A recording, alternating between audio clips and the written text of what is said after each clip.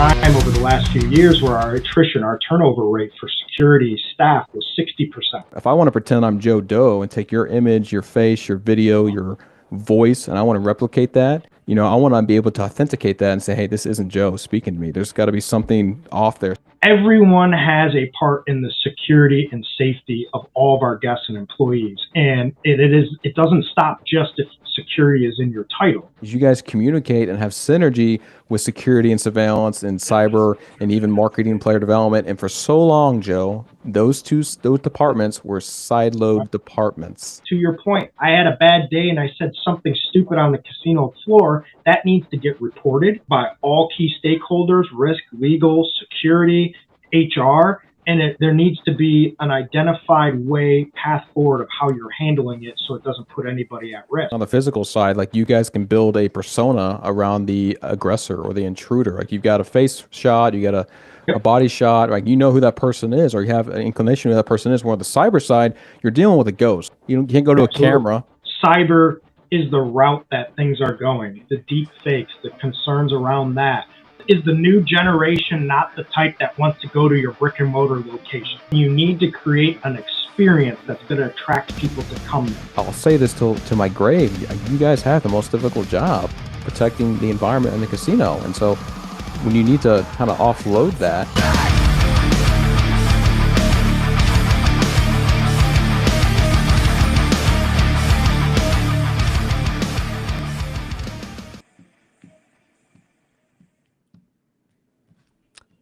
All right, welcome to SVIP Live. My name is Taylor May, the founder of Security VIP, SVIP to short. I think we're having a little issues on the LinkedIn side, LinkedIn Live, so I'm hoping that this is showing on LinkedIn. If not, we are live right now on Facebook and YouTube. It says Instagram too. I don't know if Instagram is kicking off too, but maybe someone can drop a comment in the chat. But I know we are live, and today we are featuring the man himself. I have a good friend of mine I've known in the industry. His name is Scott McCartney. He's the head of personnel and facilities, safety and security for the FIFA World Cup 2026. Now, Scott and I go back from his San Antonio Spurs day. I'm obviously based here in Dallas. I am a Mavericks fan. But hey, look, Scott is a Texan at heart. I know he's residing right now in Miami, Florida, getting prepped for the FIFA World Cup. But Scott, my friend, welcome to SVIP Live. How are you? Thank you, sir. Thank you. It's always good to be with you and see you in this hectic world that we're living in. It is, man. And you're in beautiful Miami. I've been to Miami a couple times. So how are you liking the vibe right now there in Florida? It is nice. It's very tropical. When I got here in June, it was extremely hot and wet. And, being from Texas, or not from Texas, from California, but in Texas, it definitely is a little bit more wetness here than it is there. You feel like you're in a sauna the whole time. Summertime's coming up, man. We got to shed some pounds. So crazy. Why not? Man, well, I'm going to keep lurking on this LinkedIn Live segment, so make sure we get our LinkedIn followers connected. But Scott, in the meantime, why don't you give some context to our listeners about your background, your experience, and kind of what you bring to the security industry?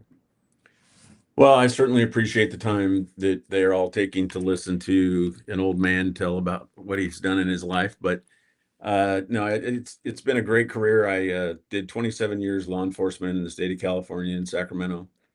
And when I retired on the same day, I was hired as the first director of security, and this is 2017, as the director of security for the San Antonio Spurs.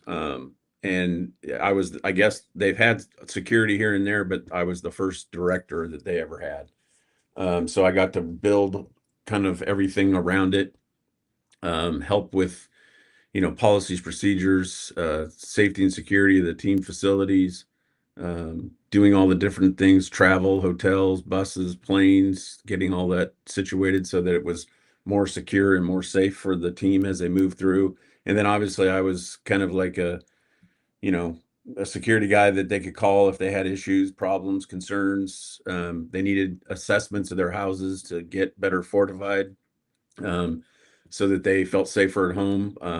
I would help them with that. The basic car accidents every now and then, you deal with that. You be the liaison between the police so that they don't have to. And you just do, you're doing a lot of different things. And, from law enforcement being on call 24/7 to Spurs being on call basically 24/7 for the last 7 years until I came here to FIFA. And now I'm not 24/7 anymore. I just do my day work, and I can pretty much be done with having to worry about phone calls and emergencies. Yeah, I mean, and that's probably a change for you, man. Obviously, coming from the professional sports world in the NBA for what, 10 years you're with the Spurs? Is that correct? 7. 7 years?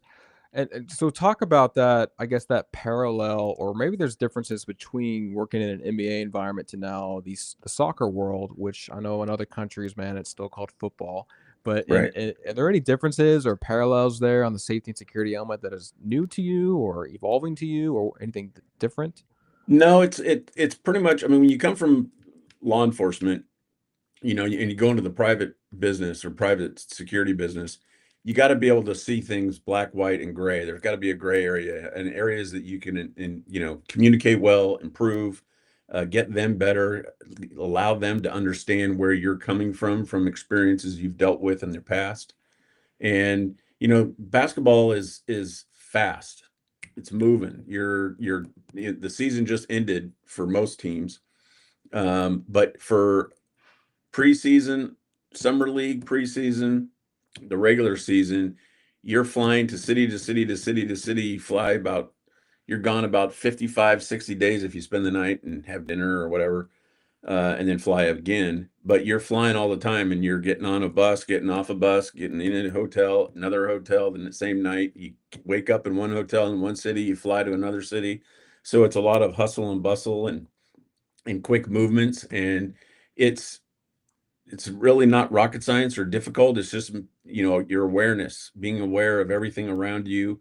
When you're on the court and you're watching for, fans that may do something or cause a problem to a player, disrupt them.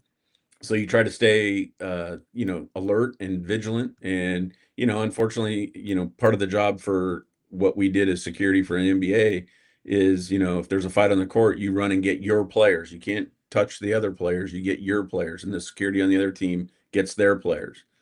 Luckily, I didn't have to do that too much because our players were pretty disciplined with the type of coach we had. So it made life easier. Timing is big with the NBA. You got to have, especially if your coach demands it, you got to have, the timing, making sure the buses are where they're supposed to be, the planes leaving when it's supposed to be, all those components. And then you translate that to soccer or football, which I played when I was probably 5 years old, but I haven't played since. It's a different animal. It's a giant group. So FIFA is a pretty big deal. And when you work in security with FIFA, you have probably another 13, 14 security people in different functions. And then, I mentioned functions, and functions are function areas. So you have accommodation, you have, logistics, you have transportation, you have security, you have payroll, you have HR, you have workforce, you have all these different functional team services, guest or ops, all these different functionals.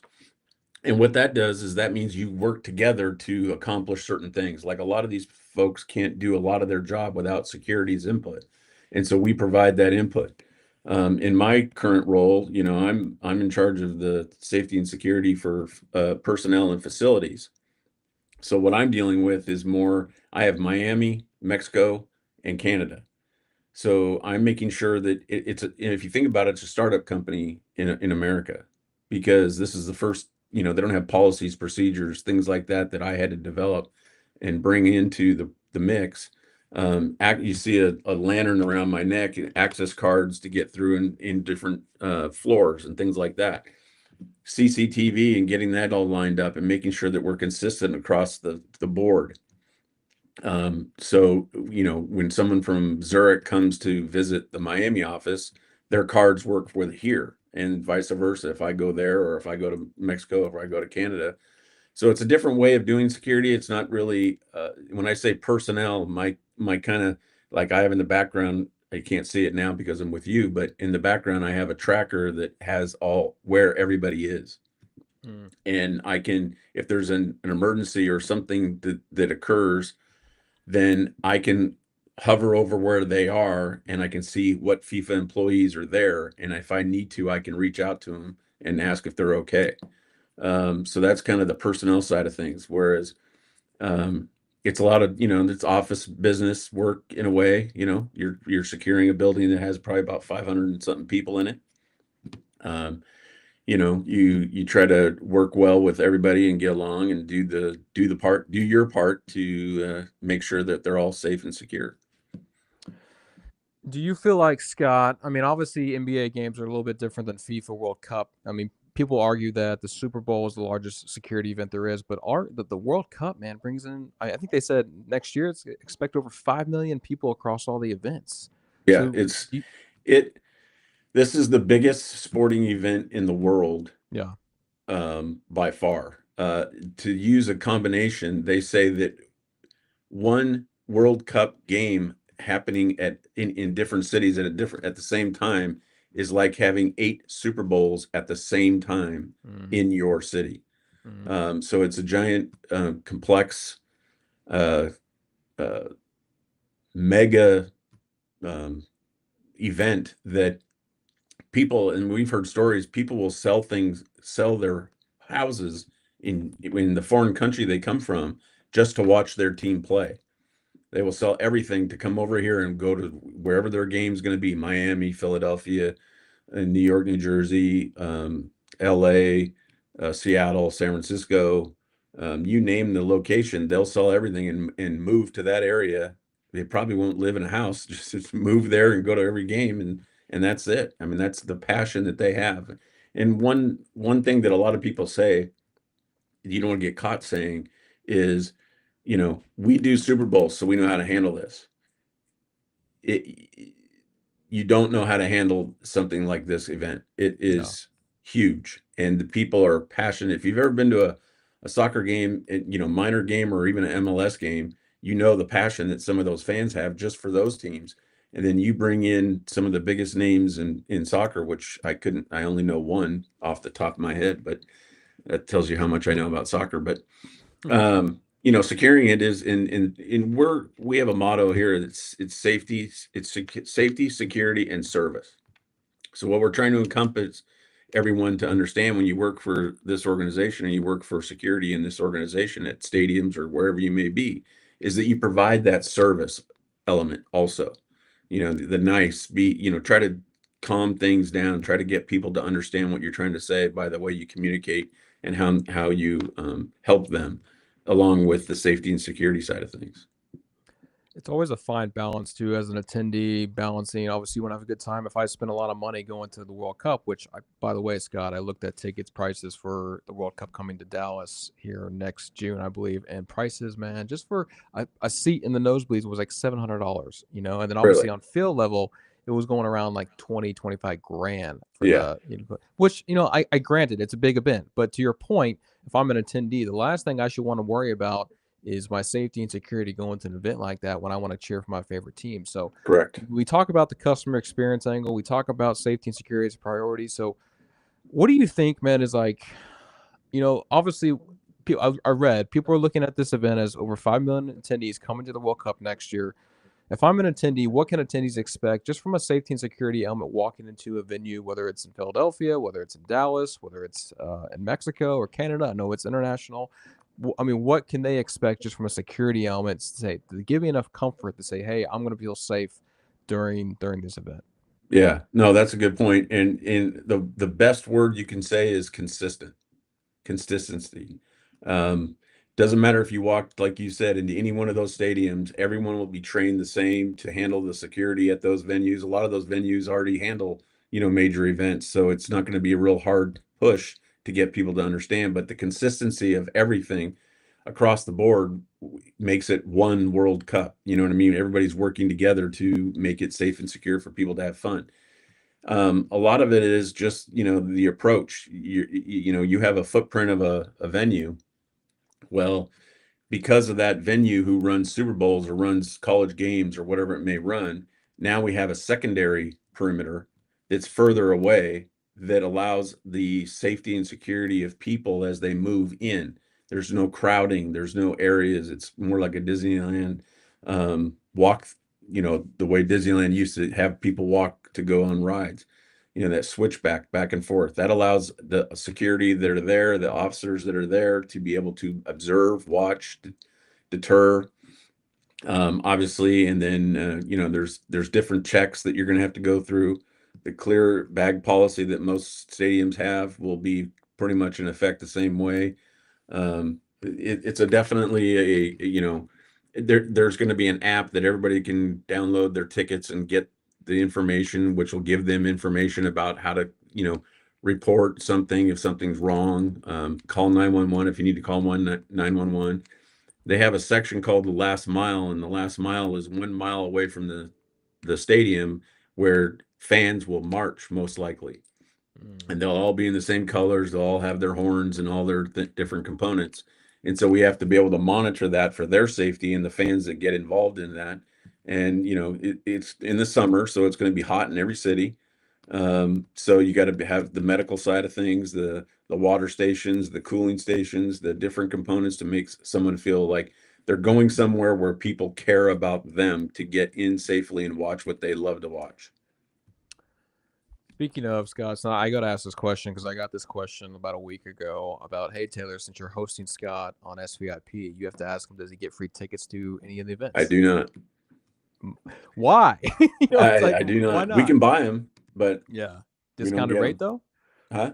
You get a discount rate? I don't even know. I haven't even looked into it, to be honest with you. Yeah. It's not. I'm going to be so busy doing what I'm doing. I'm not going to be able to go to any of them anyway. So I don't need a ticket. But at the same time, it's not like the NBA where you can go in and say, "Hey, can I have? I have 5 buddies. Can I get extra tickets?" And that never was a problem in the NBA. Yeah, no, I mean, that was one of the perks, I think, working for an NBA. Same with NFL and MLB. You always get, the games are so frequent with the MLB and NBA. You get tickets left and right. Just for some context from our listeners, I want to point this out. In 2018, the FIFA World Cup, hosted in Russia, was approximately 3 million attendees across all matches. In 2022, in Qatar, I know some people say Qatar, it was over 3.4 million attendees that came.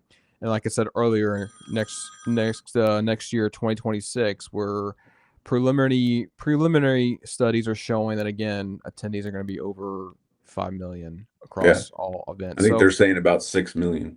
Yeah, maybe more than that. So I guess my another question there, Scott, being the world's largest sports event across the industry, I saw some things around a task force being implemented by President Trump for the event. Obviously, local law enforcement agencies.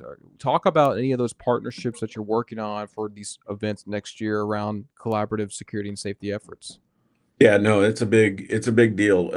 Anyone that's in law enforcement that may be watching or whatever, the partnerships with state, local, and federal partners is huge. You can't do this alone. We're relying on them to do the safety and security that we're trying to implement for these events.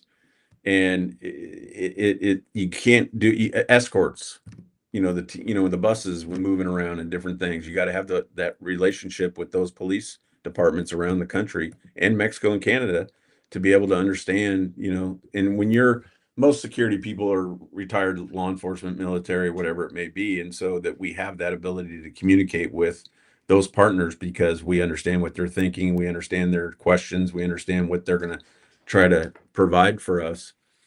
The task force is really big deal because that allows, the federal government to take a real big interest in the World Cup. In fact, we've had a few dignitaries come to the office here just to learn how big this really is, and with that comes, the partnerships and the help that we need to help secure such a big event. Because you have 16 in 26, you have 16 events, 3 in Mexico, 2 in Canada, and the rest in the United States, starting from the West Coast, moving to the East. And then what a lot of people may have heard or see is we are also in charge of doing the Club World Cup 25, which we're setting up right now. We're about 60 days from that start kick.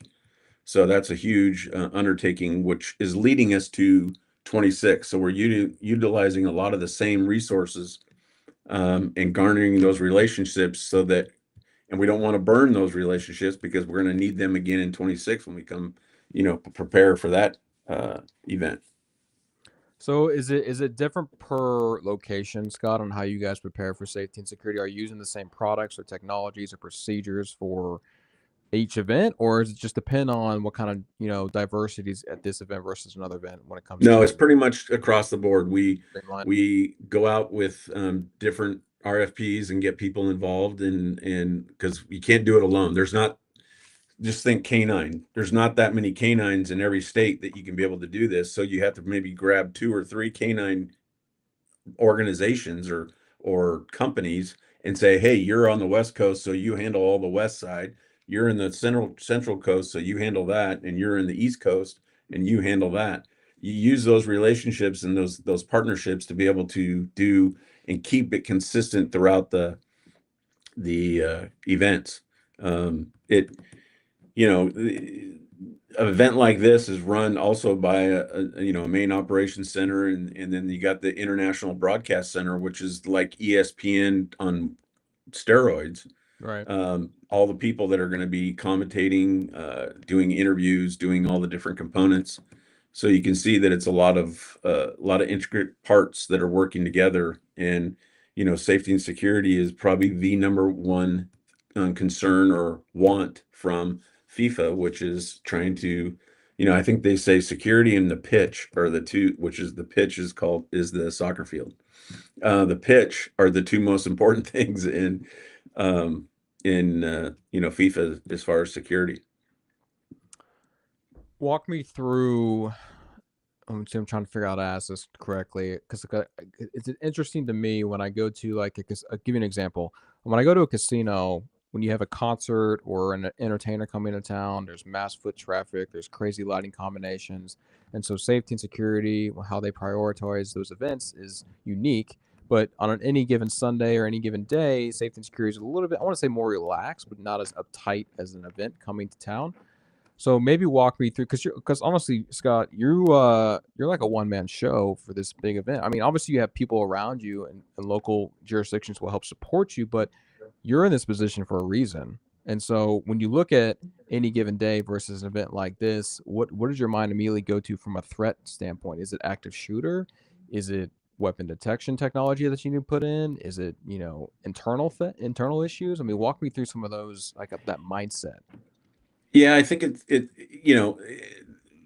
in the normal situation, active shooter, lone wolf, all these other little things that have happened at other sporting events and things like that, that's always in the back of your head. But the other thing is fan safety. I mean, we've seen at a few events in other organizations where, people are jumping fences, climbing fences, getting into ducts within the stadium, doing everything they can to get in, and they don't even have tickets. So we have to be able to prevent that from happening, and that's why we have developed a stronger perimeter, in a sense, to prevent those types of things from happening. You're always worried about a car vehicle breach or anything like that, so you take those things seriously, and you have which a lot of every city will have in 26 is called a fan festival, which is a watch party basically that's utilized to put tens of thousands of people in this area, and you'll be able to see all the matches that are all over the footprint, and that will go for 40 days. So that's the other thing everybody has to realize is that 26 goes, leading up to it, we start probably like middle of June 11th, 12th of 26, and go all the way to almost the end of July. But we have to set up all those things well in advance of June. So you're talking April, May, which we're doing right now for 25. And then you ramp up, and you lock down. I'll give you an example. We lock down a stadium pretty much from the minute we take it over till the last match in that stadium. It's locked down. So that helps with us to be able to better secure and keep secure the building, because we're obviously renting the building, like because we're doing NFL stadiums and some MLS stadiums, mostly MLS in the 25 tournament. But in the 26 tournament, it's all NFL stadiums that everyone's already been to, that from whatever city or state you live in. And then you add the three in Mexico, Mexico City, Guadalajara, and Monterrey. And then you add Vancouver in Canada and Toronto in Canada. So there's a lot of opportunities for people, even in Canada, to come to America games, or Americans to go to Canada games. And again, these people will travel where if their team plays in LA, and then next plays in Seattle, and then next plays in Dallas, and then next plays in Miami or New York or wherever, they're all coming to that game. That's Right. their game. So that if you put two teams together that are rivals that could be really good or bad, then you have to account for those clashes that could occur. And luckily, we have a very heavy intelligence section, and so we're relying on the intelligence that we develop on the team's fans, the characteristics, what their likes are, what their dislikes are, what their secrets are, what they're not their secrets, so that we can utilize that and keep that as a way to give information to the local law enforcement and the partners that are assisting us. Well, I was leading to my next question, but before I ask that question, Scott, I want to just ask our listeners, if anyone has a question that you would like me to ask Scott during this live interview, please drop it in the chat. I know we're live on LinkedIn, YouTube, Facebook, Instagram, and a couple other platforms, but if there's any questions that anyone has, please drop them in the chat. I will ask Scott on your behalf, as long as it's a legitimate question. We don't want any off-ball questions here. But Scott, my next question leading up to that point, when you mentioned lockdown, as soon as you enter the building, I guess it's twofold. Are you adhering to like the rules existing already at like an AT&T stadium? Like, are you following that kind of lockdown procedure, or are you come in with FIFA and say, hey, this is what we're doing? You either go with it or you're not going to be here. I mean, so answer that question, and then my second question I'll ask you after that. Yeah. So the lockdown is truly just that. Once we take ownership of it, the stadium, we do, like any lockdown that any stadium would do, you have security walk around, you have canine walk around, you get it all locked down. And it has to be, locked down fresh that entire time. So that means your security is 24/7.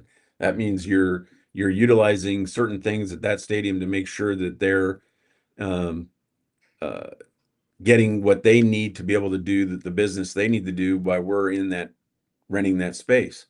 They also lock it down so they can control the pitch, make sure that the pitch stays as fresh as possible and as good as possible, so that it's a level playing field for the folks that are playing the games. But it's unique just because you're dealing with, you're talking, it's not like you're locking it down for a weekend to watch the Super Bowl. You're locking it down for 40 to 55 days, and you have to keep that way. And so Right. that takes a lot of resources and a lot of partners, and that's why you can't do it alone. You need to have teams of security, all the private security companies that are out there that we've seen in every event, they don't have enough bodies to incorporate what we need also. So we have to get more than one to augment, and based on regional. If you take the regional approach, and this is what a lot of law enforcement were doing back when I was still in law enforcement, especially in Sacramento, is they realized that we need to start to regionalize some of these things we have, because not all of us have, we don't all have a SWAT team. We don't all have a helicopter. We don't all have canine. So we start to regionalize those resources, so that, I may be on a scene of something, but I've got a Placer County Sheriff helicopter, not a sheriff helicopter from Sacramento, or I have a Sac PD helicopter versus something else. So it's the same way for what we're trying to do with all these stadiums is to, one, be consistent, like I said, but two, you got to share these resources and provide resources to them. The stadium in their normal footprint has the resources they need to run whatever they're going to run. But if you remember, I'm adding a second perimeter. Yeah. So everything on the outside of that first line wall of that stadium to our perimeter is all people we have to provide them so that they can do it. And that's cameras, that's canine, that's police officers, that's private security, that's turnstiles, which just like you hear in the old days when we had to go through the subway, turnstiles that slows people down. So and it also counts people. Yeah. So those are different ways that will get people through this process a little faster. But by regionally using resources, we can augment those needs from every stadium. So, and then you have to think about this too. The nice thing about the way this tournament plays out is when they start on the West Coast, if they play all their games and then lose and then they're out, then pretty soon those stadiums start to fall off so that we can start taking those resources and moving them east. So this was the question leading up to the lockdown question, Scott. God forbid a situation happens inside a stadium, wherever you are in the world next year, or even this year when you have the event coming up this year. God forbid, maybe someone came in with a weapon or got a weapon for someone and stabbed someone, and maybe when someone's threatening a bomb. Do you guys have an evacuation plan in place? Do you guys allow people to just stay there and hide? Or walk me through kind of like that crisis management protocol. Yeah, that there'll be so many cameras and so many visual applications that we can utilize while we're watching things happen, to be able to prevent things from happening. And two, it's a matter of training the staff that are in the stadium to be, eyes and ears. I know when your last interview with Joe, he talked about when he's out there on the floor of the hotel or the casino, he's got to rely on other people to be his eyes also. He can't be and see everything. So we rely on the stewards, we rely on the security, we rely on the people that are working the event to be that other points of eyes and ears. And then the crisis communication part of it is we'll be able to utilize our, command center type situation in a way to be able to quickly put in resources that we need to be able to mitigate whatever the problem is.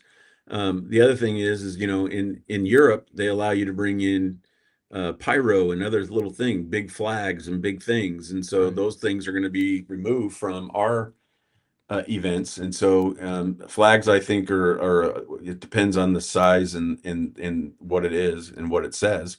But the other thing is the pyro in the United States, we don't allow that at all in any stadium. So that will be something that will be very one of the things we'll be looking for the most, I think.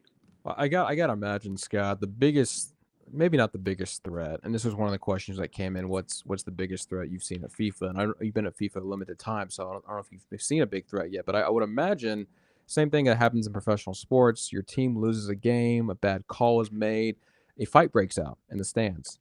So Correct. how do you maybe someone's intoxicated, right? We all like to have a good time at games, but do you think that's one of the biggest threats coming up at the World Cup is just, these fans that are just so passionate, which I've seen soccer fans, they're very into it, especially overseas. Yes.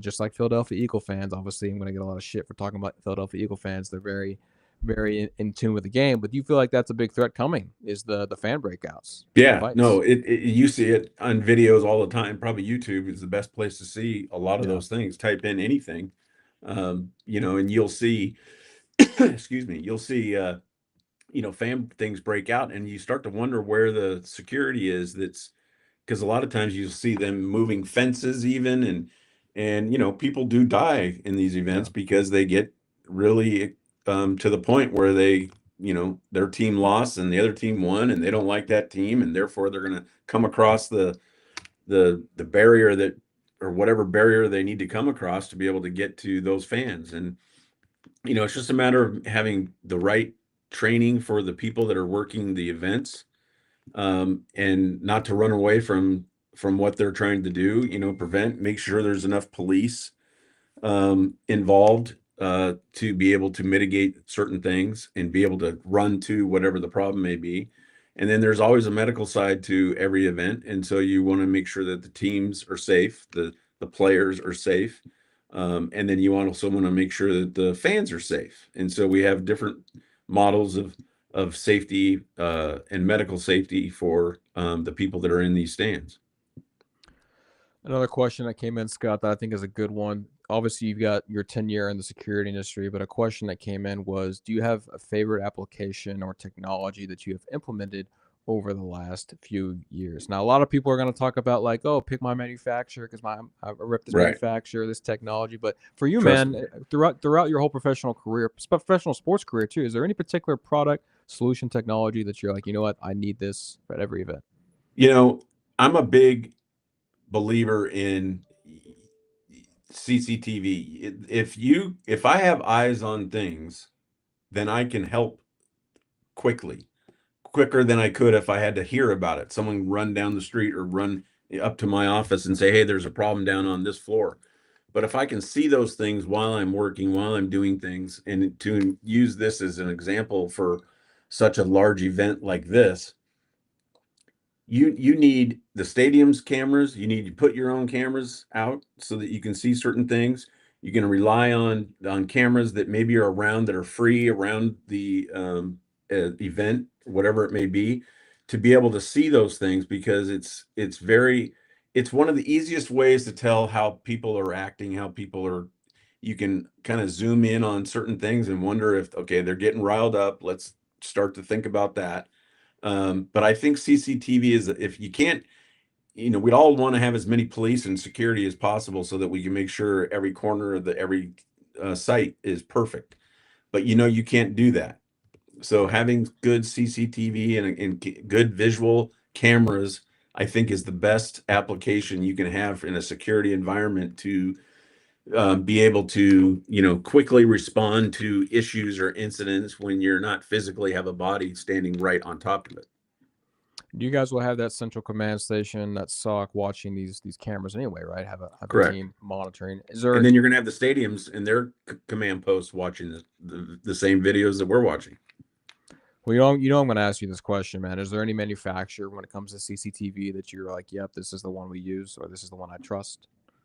There isn't yet. We haven't made a determination yet based on the RFPs we have out. So, but I know that there's a lot of good companies out there that have, and I've worked with a lot of them before in the past. When I got with the Spurs, and this is a funny story, but when I got with the Spurs, someone put cameras in before I got there.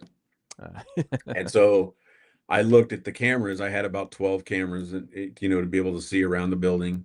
And they put the cameras on not on the corner, but on the side. So I couldn't see areas of the practice facility on the outside because the camera's in the wrong spot.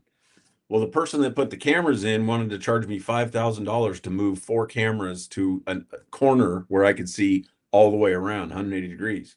Mm. Well, I developed a relationship with a security camera group in San Antonio, and we developed this relationship and helped with getting new bioreaders to get into the building and things like that. That he says, I'll do it for $500. And so I spent $500 to get cameras to get 24/7 full camera view of the practice facility, coming, going, outside, cars approaching at night, whatever it may be. We caught a guy on the roof one time.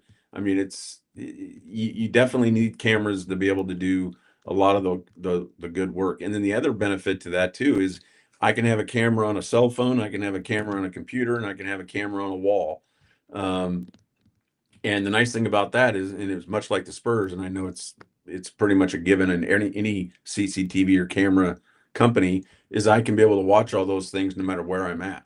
Right. And those things are very important, and now with new technology and different things, you have an intercom system that has cameras. So you have extra cameras within, and people put their faces near it because they're trying to talk. So they put their face in.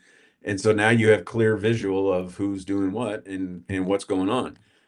I think that's the best way to be able to utilize, without as full complement of tons of resources, you use cameras to mitigate some of those other little things. What's funny is a lot of casinos with those like pinhole cameras or those ATMs or those cameras that are intercom cameras, they put facial recognition now on those Yeah. cameras because they get a good face shot Yeah. detection. I wanna point to this, Scott. You've been on my podcast before, but I think it was a while ago. You made a comment around how if people just looked up from their phones to say hi or Correct. greet you, we would have a much safer world. And Yeah. that really struck a chord with me, and it struck home with me because you're exactly right. We live in such a technology-driven world where everyone's on their smartphone, and I get Yep. it. You can do a lot of things now. You can make a shit ton of money now Yep. on your phone. But you're right. When it comes to just having that the connection, and also like someone might be going through a bad day, you don't know what the hell they're going through. If they just looked up, or if you looked up and just said, "Hey, you look Yep. great today. Hey, it's how you doing? How are you?" Walk me through that for our listeners because I think that was a very important Yeah, topic. that came about when for those that I don't know on the call, or when, I obviously had 27 years law enforcement. Well, in those 27 years, I developed a lot of skills, obviously. But one of the best ones was when I was the active shooter training coordinator for the state of California. And I went around different businesses and taught active shooter training. And I always summed it up with the final slide, one of the final slides, which is that, situational awareness tips. And it's basically to your point. I said, look, when I was young, I didn't have a phone when I was when I was a kid. Yeah, I didn't get a phone until I was probably a real good phone until I was probably out of college. Yeah. But um, everyone shook hands. Everybody saw each other. Everybody said hi to everyone. Everyone was, polite walking down the street. Now I know today is totally different. But the problem is with today is everybody's, to your point or to my point, they're stuck in their phones. Yeah. I guarantee you, if you walk down the street and you don't have your phone out and you look at people as they walk at you and you smile and you nod your head, good morning, good evening, whatever, I guarantee you're going to be safe walking all the way through because the, as soon as a bad guy recognizes that you're not paying attention, he's going to swoop in on you. Right. But if you see them before they see you and you acknowledge that you see them, chances are you're not going to become a victim because they see you, that you saw them.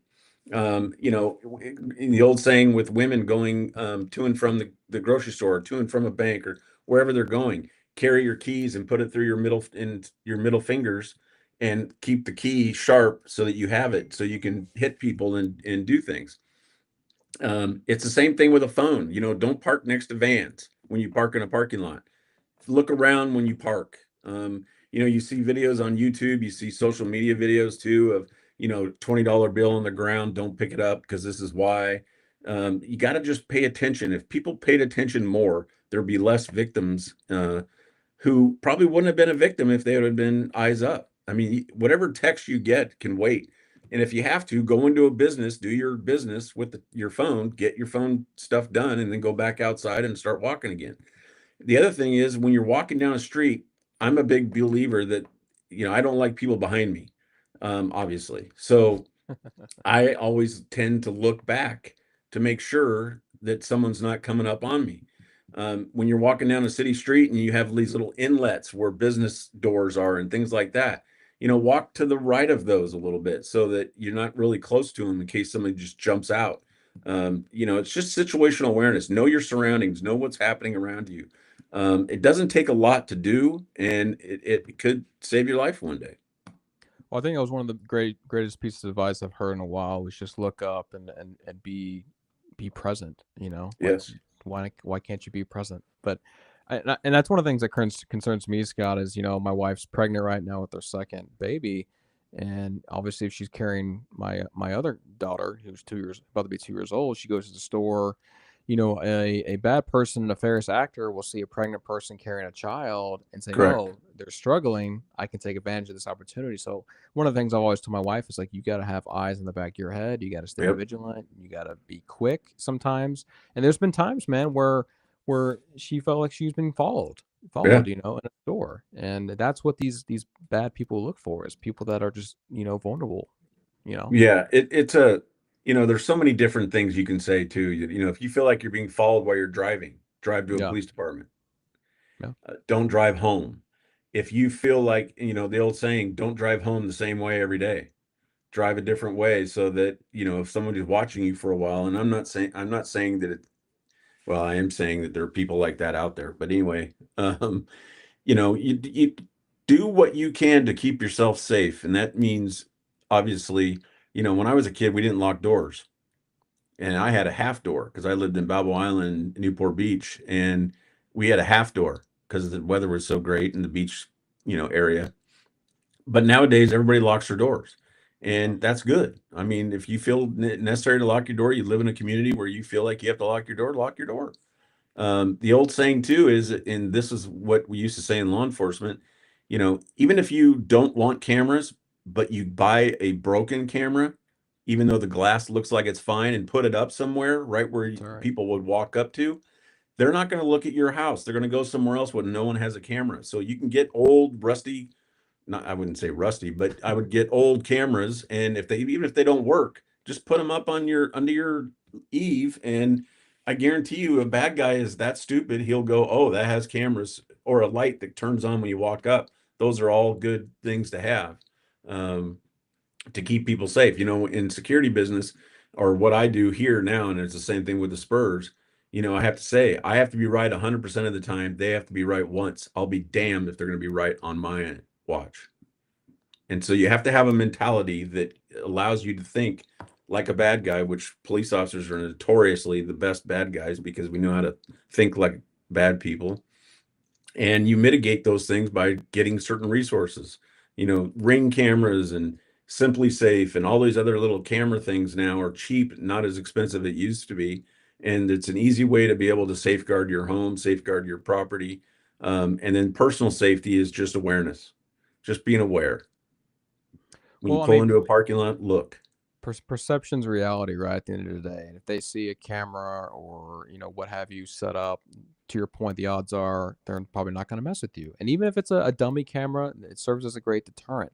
Right. To your point, so I do agree with that, man. It's the world we live in today versus probably when you grew up, and even when I went to high school, is a whole different ball game now because again, these kids are going through active shooter drills. These kids have mental Yes. health they have to worry about. There was a stabbing man here in Dallas a couple weeks ago, which you probably heard at a track meet because a kid brought a knife to a track Yep. meet and they, Tragic. got into it. So that's a huge thing going on right now. So the environment now, I would say, is still is totally unique. It evolves every single day. And then I want to address your second point, the law enforcement question. Obviously, coming from law enforcement, you understand what these bad guys do, and you kind of operate, know what they're going to do. The same thing applied, man. When I speak with casinos and retailers and hospitals and schools, I'm like, if you want to learn how to truly protect yourself and how to secure yourself, you should learn from someone who does it for a living or someone who has Correct. gotten away with it. And there's a You know, lot of casino scams out there that do it.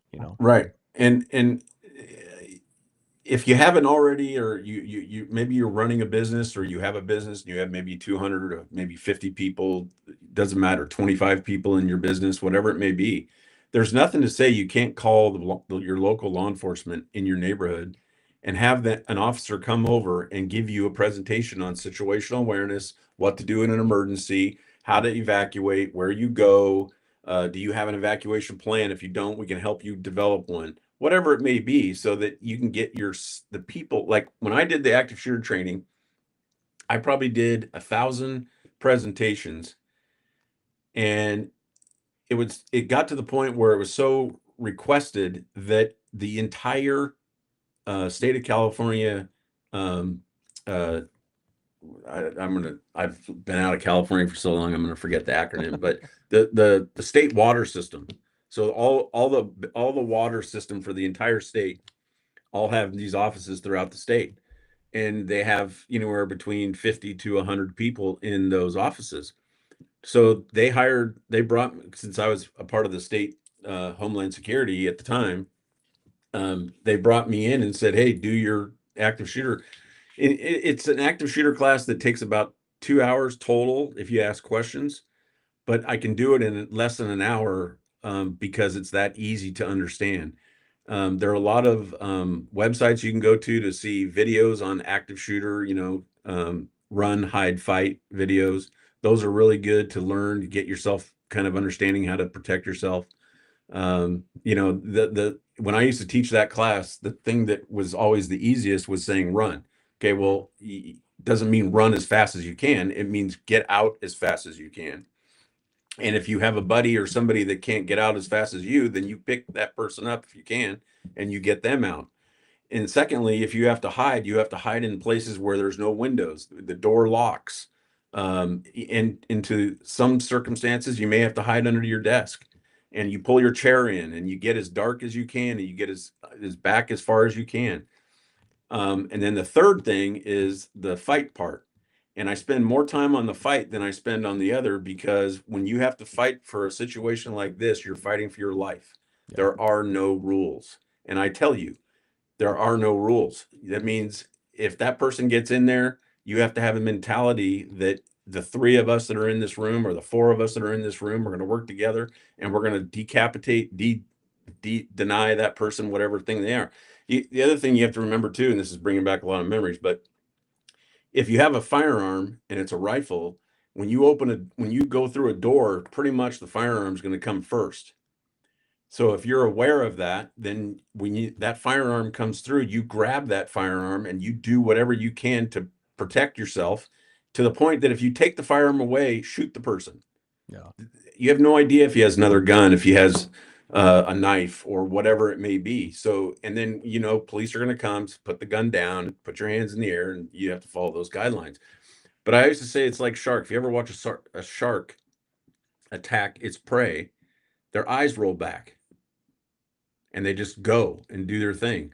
Well, you have to have a mentality of a person who's fighting for your life that same way.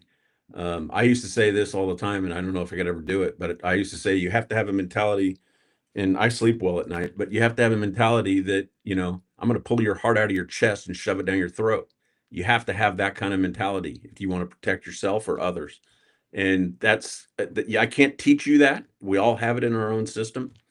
We all have it in the ability to protect ourselves, and you'd be surprised how well you'll do if you just fight for your life.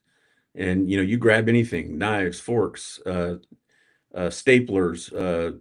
Best one is a fire extinguisher. Smoke them and then hit them over the head with it. Whatever you have to do. I mean, you're saving your own life or life of people that are with you. And that's a huge.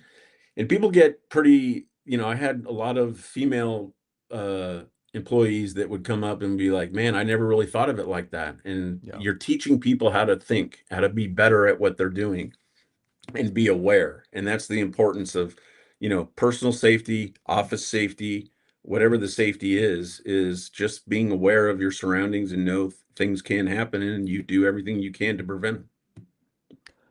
I mean, there's no disagreement from me, my friend. You've known me for years. I think you're spot on with everything you said, especially with the world we live in today. It's a whole different ball game. And Yeah. I made a post yesterday, Scott, about a phrase that's been around for years. You know this phrase: "See something, say something." Yep. We've heard about that forever. But to your point about running, a lot of times when there's an event that's going down, whether it's an active shooter situation or, you know, whatever, maybe a threat inside a school, if there's a way out, get the Get fuck out. out, you know? Yep. Like, and don't just hide there, right? But if there's not a way out, then to your point, yeah, you need to go to somewhere where you're, you know, hidden and disclosed. And Yeah.